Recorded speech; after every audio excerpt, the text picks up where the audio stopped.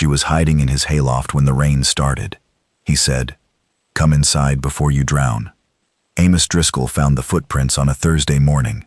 They were small, pressed into the mud beside the barn, leading from the road to the hayloft ladder and stopping there. The rain had softened them but not erased them, and Amos, who had spent 40 years reading the ground the way some men read newspapers, knew they were fresh.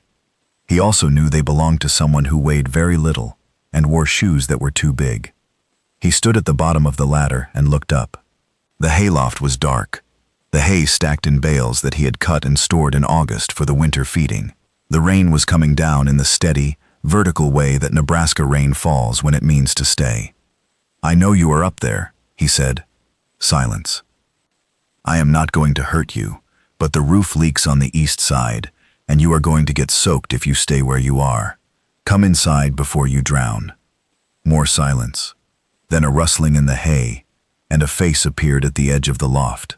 It was a young woman, 20 or 21, with dark hair matted with straw, and a face that was thin and dirty, and carried the particular expression of an animal that has been cornered and is deciding whether to fight or run. "I will leave," she said. Her voice was hoarse. "I only needed to sleep." "You can leave if you want to, but it is raining, and you look like you have not eaten in a while, and I have coffee on the stove. The house is right there." She came down the ladder slowly, favoring her left arm, which she held close to her body, in a way that suggested injury. She was wearing a dress that was too large for her, and shoes that did not match, one brown, one black, and she had a cloth bundle tied with twine that held everything she owned, which from the size of it was almost nothing. She stood at the bottom of the ladder and looked at him with eyes that were dark and flat and gave nothing away. Her name was Nell Burris. She did not tell him this immediately. She told him first that she was passing through, which was a lie, and then that she had family in Omaha, which was also a lie, and then, after the coffee and a plate of eggs and biscuits that she ate with the controlled desperation of someone who is starving but does not want to show it, she told him the truth. She told the truth the way a person empties a wound, reluctantly, knowing it will hurt, but knowing the alternative is worse. She looked at the table while she spoke, not at Amos, and her hands were flat on the wood, as though she were bracing herself against something. She had been living with her uncle, Horace Burris, on a farm 30 miles south of Cedar Hollow. Horace had taken her in after her parents died when she was 15, and he had worked her like a hired hand for 6 years, cooking, cleaning, washing, mending, feeding livestock, mucking stalls, without pay, without thanks, and with a temper that expressed itself through his hands when the whiskey was in him. The bruise on her left arm, which she had not mentioned and which Amos had not asked about, was from the last time the whiskey had been in him, 3 days ago, when Nell had dropped a plate and Horace had grabbed her by the arm and thrown her against the kitchen wall. She had left that night. She had taken the cloth bundle and the mismatched shoes and walked 30 miles in the dark, sleeping in a ditch the first night, and in a church the second night, and in Amos Driscoll's hayloft on the third, because the barn had been open and the hay was dry, and she had been too tired to walk any farther. Amos listened to all of this without interrupting. He was 52 years old, a widower of 4 years, with a face that the wind and the sun had shaped into something that looked like it had been carved from the same wood as his fence posts. Hard, weathered, permanent. His wife Mabel had died of the scarlet fever, and they had not had children, and Amos had lived alone on the farm since then, running his 60 acres and his small herd of dairy cattle with the steady, unhurried competence of a man who had been doing the same work his entire life.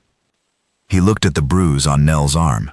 It was dark and swollen, finger-shaped, the unmistakable mark of a hand that had gripped too hard. He had seen marks like that before, on the horses that came to auction from farms, where the owners believed that strength was the same as authority. He felt the same thing now that he felt then, a cold, quiet anger that did not show on his face, but settled in his chest like a stone. He had seen what cruelty did to living things.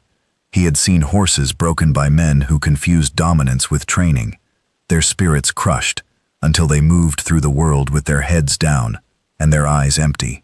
He had made it his practice to buy those horses when he could, to bring them to his farm and give them pasture and time, and the simple gift of not being hit. And he had watched them come back to themselves, slowly, like plants returning after a hard frost. This girl was no different. She was a living thing that had been mistreated, and she was sitting in his kitchen, and the equation was as clear to him as any he had ever calculated. "You can stay," he said, "as long as you need. I cannot pay. I did not ask for pay. People always want something.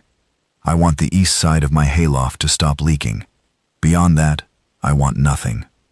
Nell looked at him with the careful evaluation of a woman who had learned that kindness usually had conditions. She looked at the kitchen, which was clean but bare, and the house, which was solid but empty, and the man sitting across the table, who was older than her father would have been, and who looked at her with an expression that held nothing she needed to be afraid of. "One night," she said. She stayed more than one night. She stayed because the rain did not stop for 3 days, and then because Amos showed her the spare room, which had been Mabel's sewing room, and which he had not entered in 4 years, and she slept in a bed with sheets for the first time in 6 years. She stayed because the house was warm, and the food was steady, and the man who lived there made no demands, and asked no questions, and treated her with the neutral courtesy of someone who believed that a person's business was their own, until they chose to share it. On the 4th day, Nell cleaned the kitchen. She did it without being asked, the way she had done everything at Horace's farm, except that here, no one shouted at her for doing it wrong, and no one threw things when she was too slow. She scrubbed the stove and washed the windows and swept the floor, and reorganized the pantry, which had been arranged by a man who did not understand that flour and kerosene should not be stored on the same shelf. Amos came in from the dairy barn and looked at his kitchen. "You did not have to do that," he said. "I know, but sitting still makes me nervous." He understood that. He had felt the same way after Mabel died, the need to fill the silence with activity, to keep the hands busy, because idle hands let the mind wander to places the mind did not want to go. "Then do what you need to do," he said. "But you are not working for me. You are a guest. I have never been a guest." "Then it is time you learned." The days took on a shape. Nell helped with the dairy cattle, because she knew how, and because the work gave her a structure that she needed. She milked the cows in the morning, and turned them out, and cleaned the stalls and prepared the cream for the separator. Amos showed her the separator, an intricate machine that Mabel had operated, and that he had been running inadequately since her death. And Nell learned it in an afternoon, and ran it better than he had in 4 years. She began selling cream and butter at the general store in Cedar Hollow, riding the wagon into town every Saturday, with the products wrapped in cheesecloth and packed in straw. Mrs. Dunlap at the store said the butter was the best she had carried since Mabel Driscoll's, and Nell flushed at the comparison in a way that pleased her more than she showed. The money went into a jar on the kitchen shelf, and Nell counted it every Sunday with the satisfaction of a person who has never had money of her own and intends to have it from now on. She began to change. It happened slowly, the way ice melts, not all at once but in small, steady increments that accumulated into something visible. The hollows in her face filled. The dark circles under her eyes faded. She stood straighter. She looked people in the eye when she spoke, which she had not done when she arrived.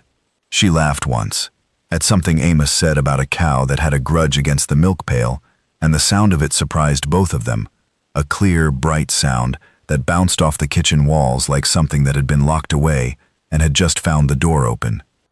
Amos noticed all of this the way a farmer notices the weather, constantly, attentively, with the understanding that what he was watching was subject to change, and that change could come from any direction. He noticed the bruise on her arm as it faded from purple to green to yellow, and finally disappeared. He noticed the way she flinched when he raised his hand to reach for something on a high shelf, and the way the flinch gradually diminished until it stopped. He noticed the way she said his name, carefully at first, as though testing whether it was safe to address him directly, and then with increasing confidence, and then with something warmer, that he did not have a word for, but that made the kitchen feel less empty than it had in 4 years. Horace Burris came looking for her in October.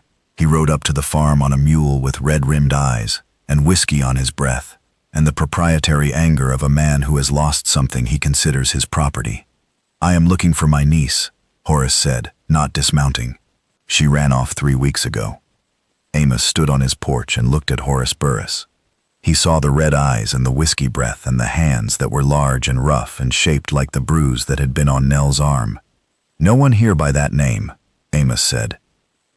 "She would have come this direction. Dark hair, skinny. She is my ward, and I have the right to take her back. You do not have the right to take anyone anywhere. And if you come back to my property, I will discuss it with the sheriff." Horace looked at Amos. Amos looked at Horace. The difference between them was the difference between a man who used his size to hurt and a man who used his steadiness to protect. And Horace recognized the difference, even if he could not have articulated it. He turned his mule around and rode back down the road, and Amos stood on the porch until the mule was out of sight. Nell was in the dairy barn. She had heard the voice, and she had pressed herself against the wall between the stalls, and she had stopped breathing. When Amos came to find her, she was sitting on the milking stool with her arms wrapped around her knees and her face white.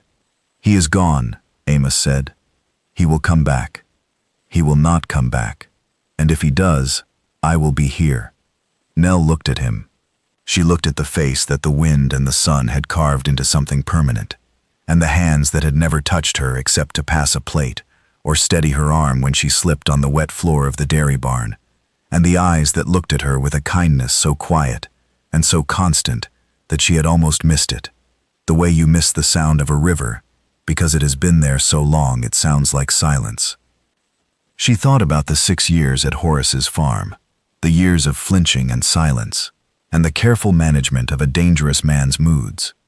She thought about the 3 nights of walking, the ditch, the church, the hayloft, and the morning she had climbed down a ladder into the life of a man who asked nothing and gave everything. She thought about the kitchen she had cleaned, and the cream separator she had learned, and the cow that hated the milk pail, and the laugh that had surprised her when it came out, as though her own voice were a stranger she was meeting for the first time. "Why are you doing this?" she asked. "I am nothing to you." "You are not nothing," Amos said. "You are a person who needed a place to be safe. I have a place. The arithmetic is not complicated." She stood up from the milking stool and crossed the barn and put her arms around him, and Amos, who had not been touched by another person in 4 years, stood very still and then put his arms around her carefully, the way a person holds something that has been broken and is mending. "Thank you," she said. "You are welcome." They did not rush. Amos was a patient man, and Nell was a careful one. And between patience and caution, they built something that grew like the crops Amos planted, slowly, deliberately, with attention to the soil and the season and the particular needs of the thing being grown. Nell filed papers with the county to dissolve Horace's guardianship. Amos helped her, riding with her to the county seat and sitting beside her in the clerk's office while she signed the documents that made her legally her own person. She was 21, old enough to claim independence, and the clerk stamped the papers, and Nell walked out of the office into the sunlight and stood on the sidewalk and breathed. "How does it feel?" Amos asked. "Like putting down something heavy." "Good." The marriage came naturally, the way spring follows winter, not with drama, but with the quiet inevitability of something that has been waiting to happen. Amos asked her on a Sunday evening in November, sitting in the kitchen with the separator humming in the background and the dairy cattle lowing in the barn. "I am older than you," he said. "By 30 years. I know that. I know it too. It does not matter. It might matter to other people. Other people are not marrying you. I am." They were married by the circuit preacher in December, in the kitchen of the farmhouse, with the dairy cows as witnesses through the barn wall.